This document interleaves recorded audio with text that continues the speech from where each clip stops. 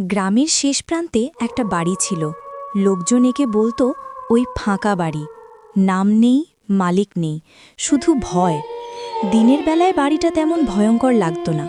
ভাঙা দেওয়াল, কালো জানালা, ছাদে বুনো লতা। কিন্তু সূর্য ডুবলেই বাড়িটা যেন জেগে উঠত। কেউ সেখানে রাত কাটায়নি।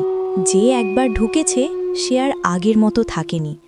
রাহুল শহর থেকে গ্রামে এসেছে দাদার বাড়িতে। কলেজের ছুটি।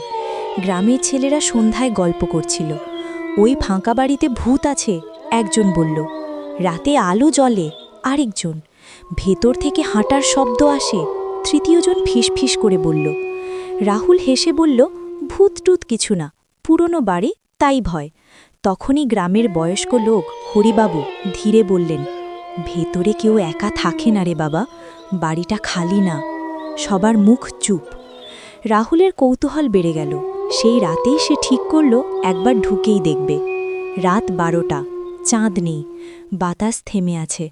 বাড়ির সামনে দাঁড়িয়ে রাহুল অনুভব করল ভেতর থেকে যেন কেউ তাকে দেখছে। দরজাটা ধাক্কা দিতেই কড়কড় করে খুলে গেল। ভেতরে ঢুকতেই ঠান্ডা হাওয়া, বাতাসে পুরনো ধুলো আর স্যাঁতস্যাঁতে গন্ধ।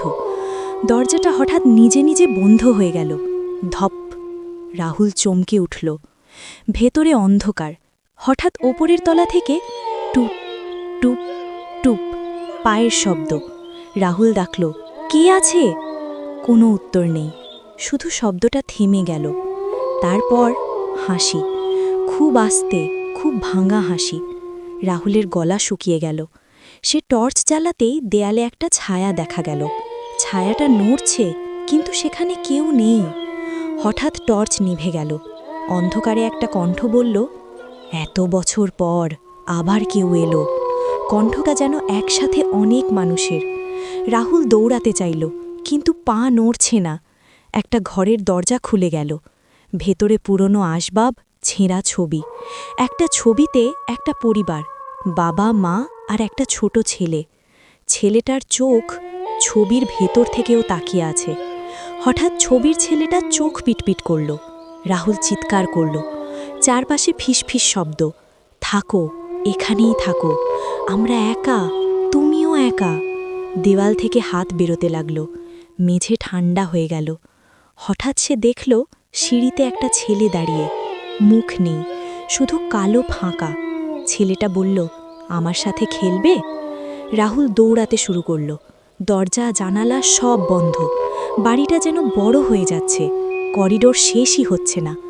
হঠাৎ সে আয়নায় নিজের প্রতিবিম্ব দেখল, কিন্তু প্রতিবিম্বটা হাসছে, সেই নয়।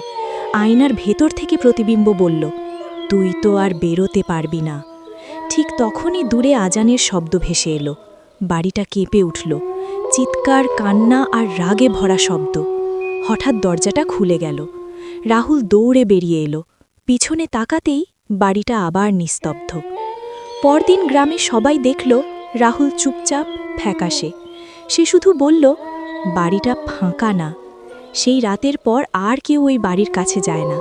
কিন্তু মাঝে মাঝে গভীর রাতে বাড়ির ভেতর থেকে শোনা যায়, আমার সাথে খেলবে?